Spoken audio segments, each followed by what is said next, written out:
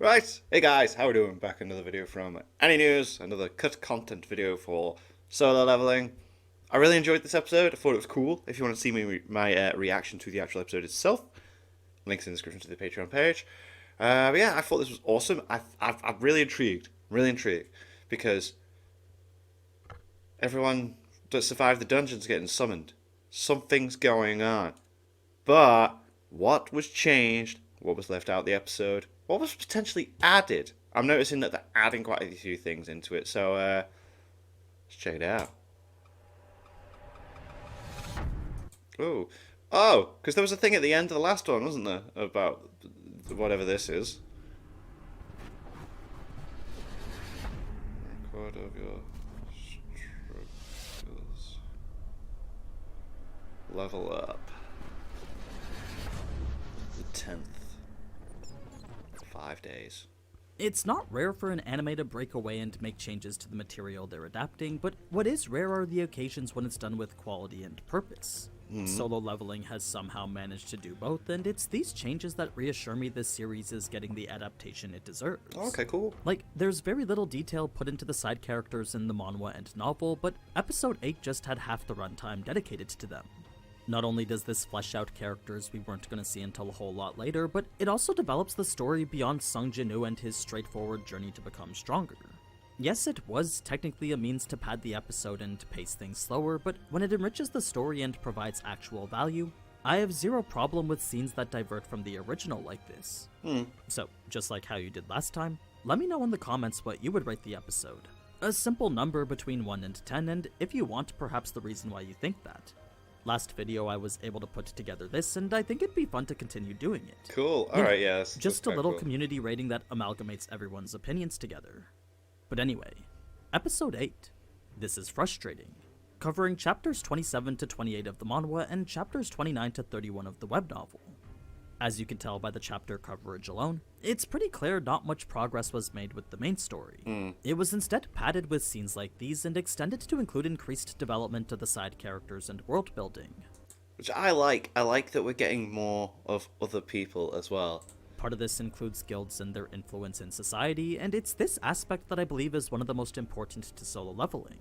I won't dive too deep into their significance now, but if you want to learn more, then you should definitely watch this video. It's a detailed breakdown of what they do and how powerful they are. Good video. Really good. Really good. To start things Like, very good. It's very interesting how the guilds work within solo leveling. from the very beginning, though, Episode 7 left us right at the end of the Cerberus fight. It was a hard-fought battle that rewarded him with 4 levels, 3 Cerberus molars, and a necklace.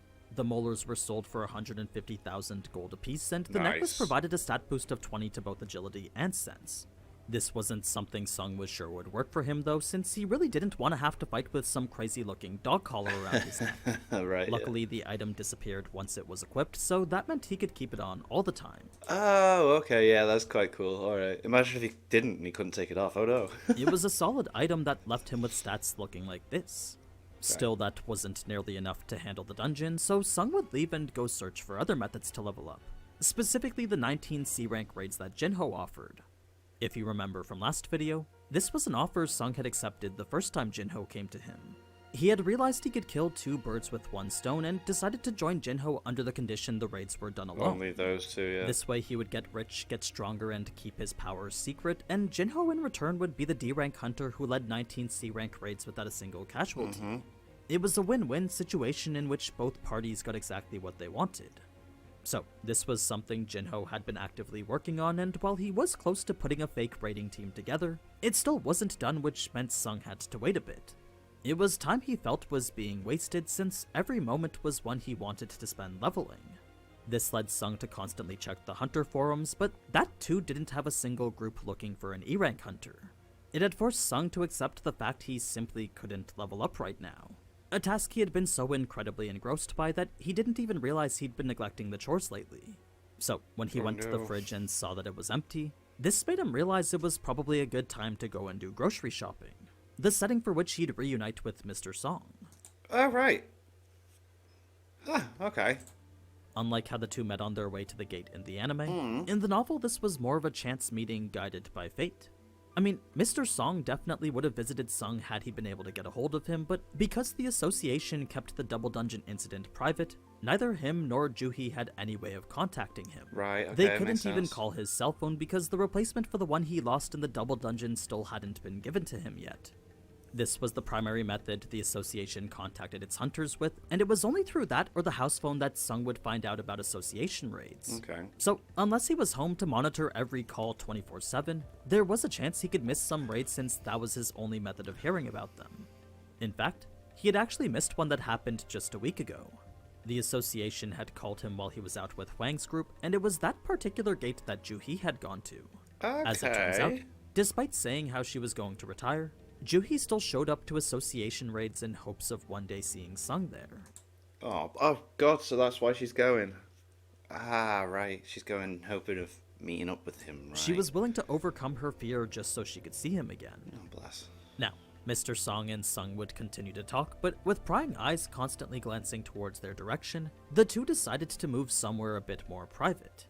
Funnily enough, just the act of walking was enough for Mr. Song to sense that something was different about Sung. His steps were light and presence minimized, so much so that despite Sung standing right next to him, Mr. Song had a hard time detecting that Sung was even there. That's cool. He felt that if the two were to fight at this very moment, nothing he could do would come even close to touching Sung. It was an absurd feeling since he was a C rank and Sung just an E rank. That thought quickly passed through Mr. Song's mind though, since what he really wanted to do right now was simply thank Sung. He was truly appreciative of Sung having saved him, and every word of gratitude was spoken with the utmost sincerity. I mean, he does make a big point of apologizing in the episode as well. Sung never expected for such a Not spectacle apologizing, thanking him. Well, you know, in the same time, happened, does but apologize, when doesn't it did, he surprisingly didn't feel bad about it. In fact, he had actually felt a little bit of pride. He was satisfied that his heroic actions were finally being acknowledged by someone. It was when Sung would tell Mr. Song to raise his head that's when Mr. Song would receive a call on his hunter cell phone. He would step aside and try to take it privately away from Sung, but every word was more than audible due to Sung's enhanced sense stat. So, though Mr. Song That's was trying to interesting. protect Sung from yet another dangerous raid, a D-rank gate wasn't an opportunity Sung was going to skip out on. Besides, if Mr. Song was getting a call from the association, then that meant he definitely should have been too. He just wasn't home to answer the call again. It was common knowledge the association called all its nearby hunters when a raid was happening, so as soon as Mr. Song realized Sung had heard everything, he had no right to deny Sung from going anymore. He was just as entitled to the raid as everyone else was. Plus, had Sung missed out on the association's call one more time, then he would have lost his hunter license permanently. Oh, right, so there's only so many times, right? Reason being that to ignore the association 3 times would result in expulsion. Like 3 strikes and you're out kind of thing. Okay. A penalty Sung had risked facing more times than once before. Back when he still received major injuries from raiding, he would always shut his phone off after in fear of going to the next one. Oh. Because he couldn't afford to lose his license though, he would always relent and end up accepting the phone call anyway, following through with the raid despite not being physically or mentally prepared. Now, even though this gate was right in the middle of a residential area, not a single civilian was spectating due to the fear of what could potentially appear from it. What I mean is that, more times than not, a gate done by the association was one on the verge of a dungeon break. It was one that's been open for almost a week and, as such, was at the top of the list for needing closing. Had the gate been one that only just recently opened, then a crowd definitely would have formed around it to take a look at it. Since this was one where monsters could appear from it any second though, Right, no one's every near it, civilian was right. far and away just in case that did happen. It made the police's job a whole lot easier since cordoning off the area was a simple matter of creating a border around it. If you're wondering why prisoners were needed to assist with this gate, the simple answer was that too many hunters had died recently. You see, with the double dungeon incident leaving 11 dead, there simply weren't enough local association hunters left to form a full raiding party anymore. Okay, right, that makes sense. Okay, yeah. Especially not one that could handle a D-rank dungeon. Luckily, a B-rank hunter surveillance member would be there to join them too, but something about that group as a whole just seemed off to Sung. There was a strange killing intent that could be sensed coming from the direction of Kang and the prisoners. Sung wasn't sure who it was or where exactly it was coming from, but the impeding aura was definitely enough to make him suggest Juhi avoid this raid. He knew immediately something was off about all this. Now, There was a moment when Mr. Kim had tried to talk to Sung, but as soon as he caught wind of Guilt. Sung's frigid glare, any attempt to do so was immediately averted. The look he received had covered him with goosebumps and filled him with chills. It wasn't Kim's fault for wanting to avoid Sung after this, because the feeling he got was completely intentional. You see, Sung had applied a light bit of killing intent into his gaze, and that alone was enough for Kim to realize Sung didn't want to be talked to. Damn, he'd do that. That's so... Whoa. Don't want someone to talk to you, just look at them and just be like, It had left him Whoa. filled with regret and a face looking like this. It's here in the manhwa the circumstance of Sung meeting Juhee is different too, because unlike the anime, this was the first time Juhee had seen him since the incident. She'd been looking for him ever since it happened, but as I said before, she had no means of actually getting to him.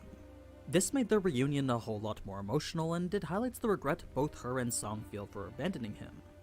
Now, I'm gonna rewind here and go back to this scene with Mr. Song, because it's in the manhwa the person he's training with is actually an S-rank hunter. Oh. We don't ever get to see their face, but I think it's important to know since it really emphasizes the fact Mr. Song is an extremely skilled swordsman. Right. Like, if one of the strongest hunters is willing to be trained by him, then that alone should be enough to dictate how adept he is. Unfortunately, none of that's useful in a dungeon, since without that enhanced strength to physically fight magical beasts, him swinging a sword would do literally nothing to them. It was a phenomenon that left him wondering why.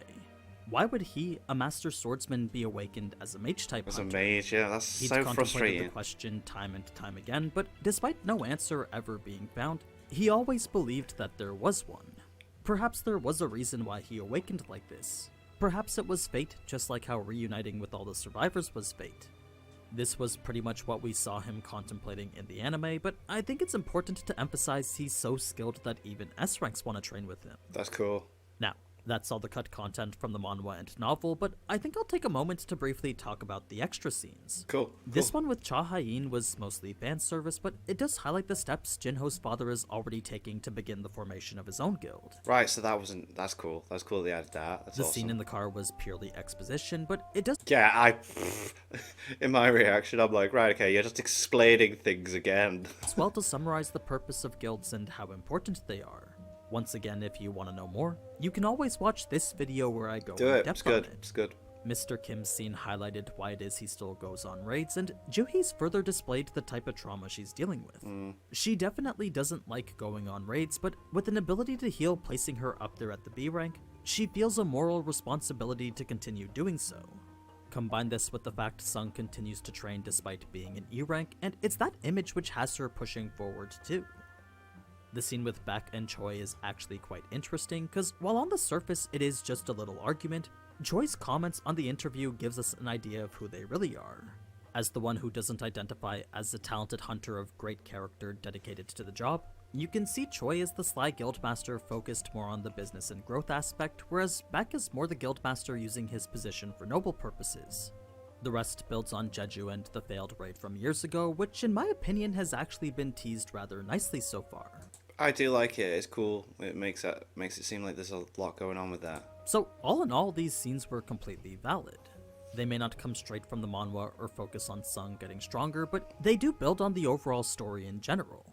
And for me, any addition of world building is always a welcome one. Yes. Love Now, it. that may not be what you think, so once again, let me know down in the comments.